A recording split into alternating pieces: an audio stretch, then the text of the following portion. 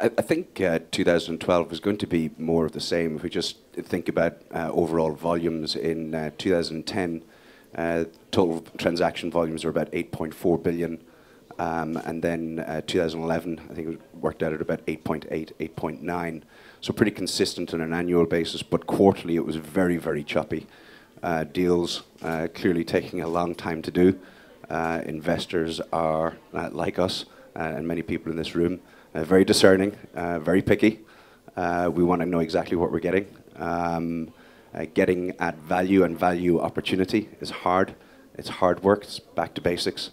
And I think it's going to be, frankly, more of the same. Now, one of the interesting trends we've all seen through 2012 is really the same characters turning up to bid, particularly on portfolios. We've experienced that ourselves. The private equity groups have a significant intent to build and create a platform, as well as our sort of traditional competitors, the likes of Goodman and others, and Segro, all looking to continue to build pan-European platforms, and that requires some transaction activity to keep the business moving. So more of the same. We, Prologis, strategically, we're very focused on just changing the shape of our portfolio a little bit. On an annual basis, we anticipate churning somewhere between 3 and 5% of the portfolio. I think I would agree generally with what Philip said. I think one of the interesting things about the logistics space, perhaps relative to retail and office, is if you do go back over the last 10 years or so, back in the early 2000s, late 90s, it was very much an emerging asset class. So it wasn't established as an institutional asset class within real estate. That has evolved over that period. And I think that has probably facilitated some attractive returns for logistics over that time period.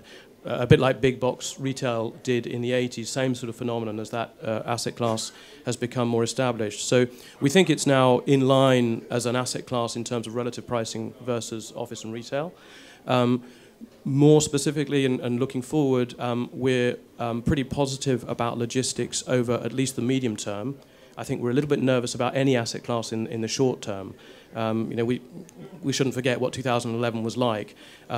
Where I'd slightly differ is more of the same. I hope that we don't quite have the same as 2011. Funding is particularly an issue for the developers, and that is going to put a strain on supply. I can remember, this is probably going back 3 years, probably at the peak of the first wave of the crisis, in my former life, being in an organisation similar to Philip's.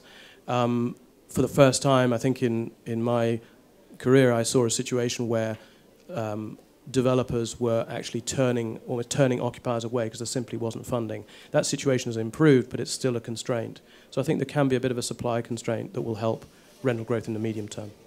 The other driver, and Randall's probably more equipped to deal with this one, but sustainability is driving change. And for the customer, at the end of the day, it's all about cost. And we've produced some jazzy statistics that a brand new facility in the UK is on average 65-70% more efficient from an energy perspective than an equivalent building of 10 years of age.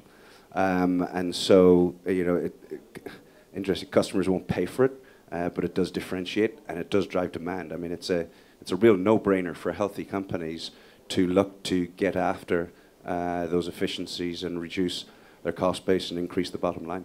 Well, just picking up on Philip's point there, it is quite an interesting one.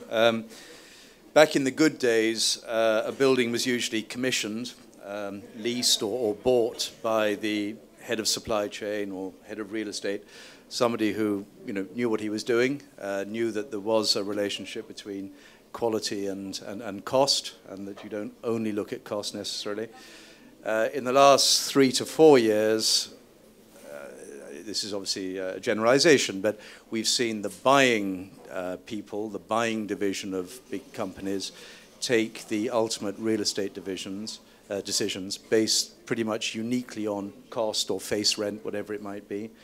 So longer term considerations such as what is actually my running cost of this building, what is my heating cost, my electrical cost tends to get overlooked. People look at the basic upfront cost, rent or price. creating difficulties for people such as ourselves. Margins are thin and getting thinner, but also frequently creating bad buildings, buildings that won't stand the test of time.